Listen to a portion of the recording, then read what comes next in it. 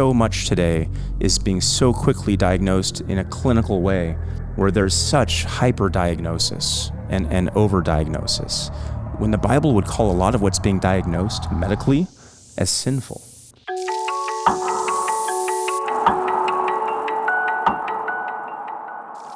Is it ever okay for a believer to go see a counselor for depression or anxiety? Oh man, coming in hot. Oh yeah. Is it okay as in it's not sinful? Perhaps. I do understand, and I will grant that, and I'm not a trained medical professional. This is where I have to be careful and cautious and not be practicing medicine, though I'm not a doctor. But I do acknowledge that there will be situations where people have some sort of brain or chemical imbalance that a medical professional might need to help them with. Those cases do exist. The real question is not whether it's okay, as in it's not sinful. The question for us in this room is it wise?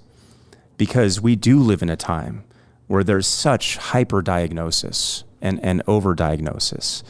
So much today is being so quickly diagnosed in a clinical way as a matter of the mind or physicality, when the Bible would call a lot of what's being diagnosed medically as sinful. We've already talked about anxiety. Anxiety, in many cases, could be what the Bible is describing as sinful fear. Depression could be, in the Bible it's described as despair. David, Psalm 6, my bed is flooded with tears. Asaph, Psalm 73, Job, Elijah, 1 Kings 18. These are men that despaired. But what was the solution? Now I get they didn't have psychologists hanging their shingle out there, calling them in for counseling. But their solution ultimately was to go back to a real, true reminder of who God is and what God had done for them. In our day, it's this mislabeling of things that are sin as something that it's medical or clinical. We don't call it drunkenness anymore. We call it a drinking problem. We don't call it adultery anymore. We call it messing around or cheating. We call it sex addiction now, not sinful lust.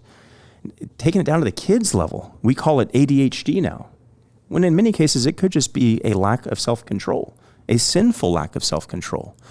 So counselors, psychologists, shrinks, they will hang out their shingle as though they're trained medical professionals. But number one, the science that they dabble in is new, very new, like the last 150 years new. And they're not trained to diagnose what in many cases are heart level issues, not physical issues, not mental issues.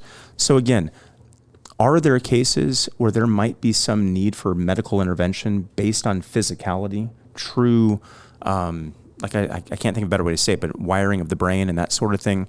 Maybe. But I'm not the doctor or medical professional that can speak to that. But I can only do as a pastor, the only thing I can do is encourage caution, to not rush to saying this is a physical issue when this could be really a heart issue and a sin issue. And also be encouraged that you have forerunners in the faith that struggled with the same thing that you're struggling with. And they're recorded in the scriptures, the Davids and the Asaphs and the Jobs. It's not as though you don't have companions that you can look to.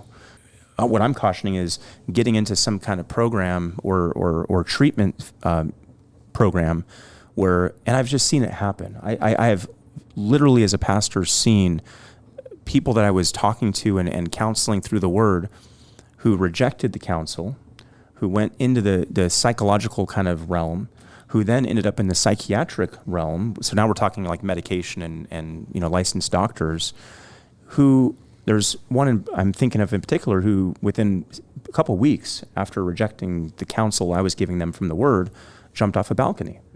So I don't know what to tell. I don't know what to say about that other than you get into these systems of from the psychological to the psychiatric. And once you're in that system and once those drugs start messing with your brain, a lot can happen. Yeah, like sin and the consequences of it ends up being a trap, hard to get out of. I like what it says in Psalm 34, I sought the Lord and he answered me and delivered me from all my fears. So good point about going to the psalmist and the saints and see how they handle depression and what their solution was.